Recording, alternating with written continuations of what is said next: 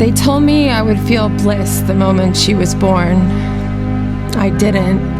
I was still shaken from the pain. I was actually angry that it wasn't the euphoric moment I had been promised. The high wasn't there, just the pain. I felt out of control. When would the shaking stop? I just wanted to marvel at my baby, but I could not. I asked my husband to take his shirt off and cuddle our baby. Then 2 hours passed, and oh, I see what everyone was talking about. I was on cloud 90, assuming 9 is the happiest cloud. Yeah, times that by 10, it was absolute bliss.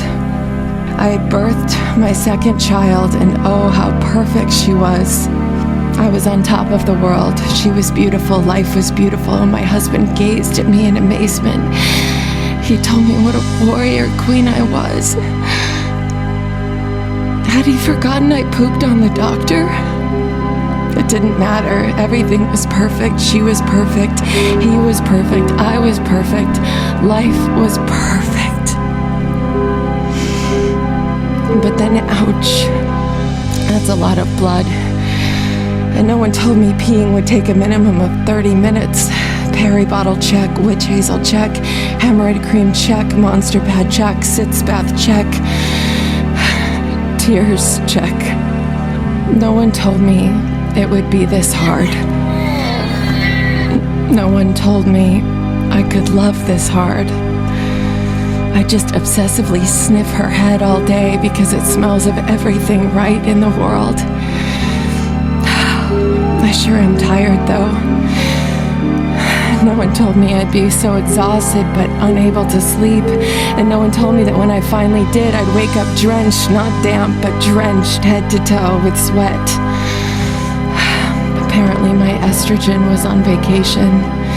But then I look in her eyes as she feeds from my hard and swollen breasts, and I'm just so in love.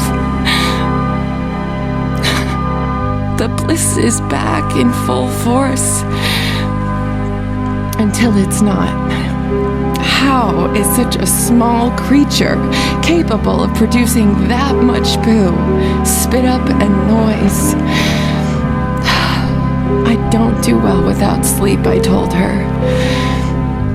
She looked at me, and she pooed some more.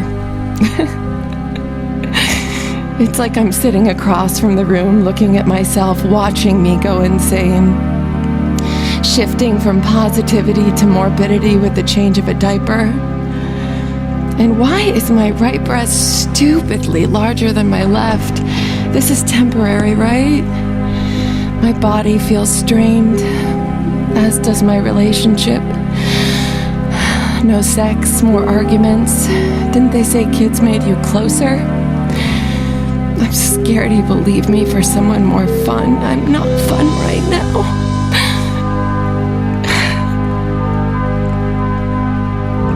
And I feel fugly. Do people still say fugly?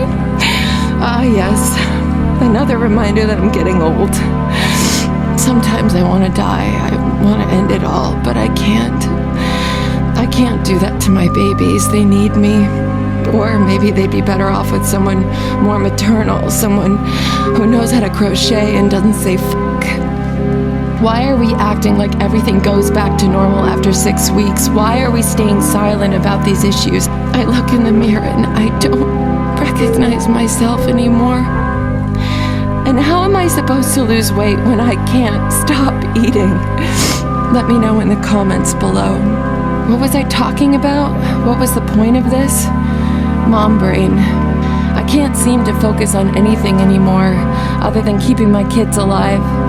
I do love laying with them, cuddling them, feeding them. I never want to leave my bed again. I never want to leave the house again or see friends again. I can't see my friends. They'll know how I feel or how unruly my toddler is becoming. They'll think I'm a bad mom, and so I withdraw. Don't lift heavy things, they said. Sorry, toddler, you're on your own. I'm not right in my head right now. Laura watching from across the room can see that. disturbing yet joyous fog. And I suppose the craziest part is that I do it all over again when I'm well rested, when I'm sleep deprived, no. And I do love being a mom. I may have no desire to learn arts and crafts and struggle to keep almond butter off my child's clothes and occasionally call my baby an apple behind her back, but I love being a mom, especially when they're sleeping.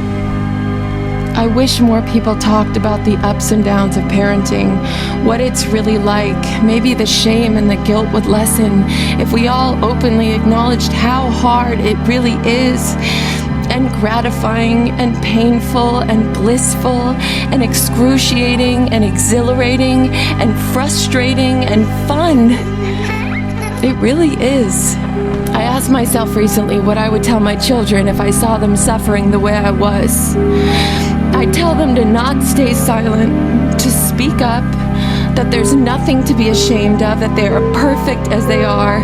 It's progress, not perfection, that we can overcome anything, and that they are always 100% unconditionally loved, no matter what. Maybe none of you relate to my words. Maybe you are one of the lucky ones.